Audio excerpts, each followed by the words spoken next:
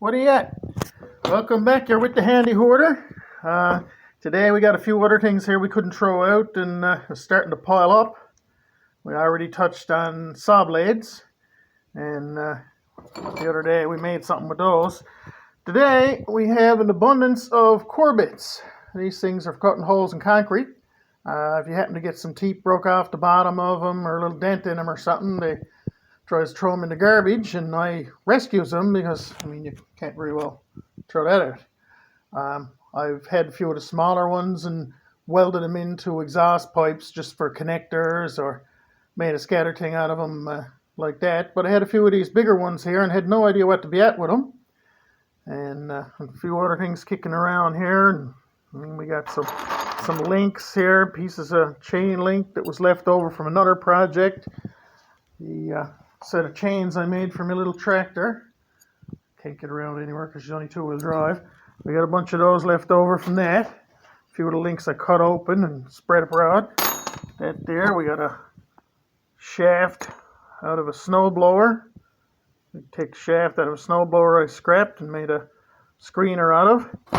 And these things here are shafts out of a quick drive screw gun for screwing down floor and stuff like that. Screws the screws into the plywood into the floor.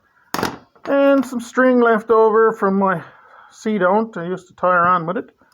Scattered bolt. But anyway, I was wondering what to be at with them, and I noticed that if you hit them, let's see if we can get her up right here. It tends to ring on like a bell. So I had a bunch of different size ones of these things. Then I remembered the missus. The missus likes to watch the show Fear Thy Neighbor. And it's not for me. It kind of fries me nerves out. There's a bunch of people that don't get along, living by the side of one another, and it all turns ugly. And I can't really watch it. I just keep thinking to myself in that situation and how I'd handle it. And probably wouldn't be the best way, but that gave me an idea, something to do with these bits. So what I did, I welded a few of them together. And what we got here,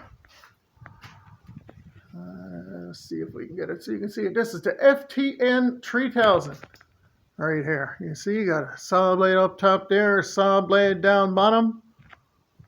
And they're all hanging by a bit of chain left over from the tractor. And what we're going to call this, right here, there we go. It's the F Thy Neighbor 3000. That's the gear. Okay, so what we got a hooky thing up here I had in my hook collection. That's a concrete blade and some eyes that was in the eye collection here. And this was a bolt with another eye put into it and the string left over from the seat-don't, which we'll probably get into some other episode. And string going down to there. And this thing here is the pulley that the belt goes on out of a air compressor. Another couple of links of chain and a small circular saw blade.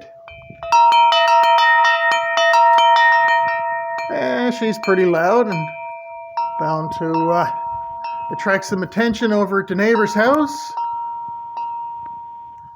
And I had to balance it because I found when I got her done, where the bits were different size, she wasn't hanging very straight, so I had to put something on the top to balance it here.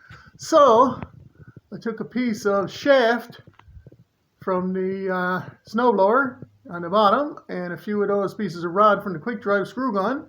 I welded them together just to send a message to the neighbor, just in case I happen to end up with one like in the show.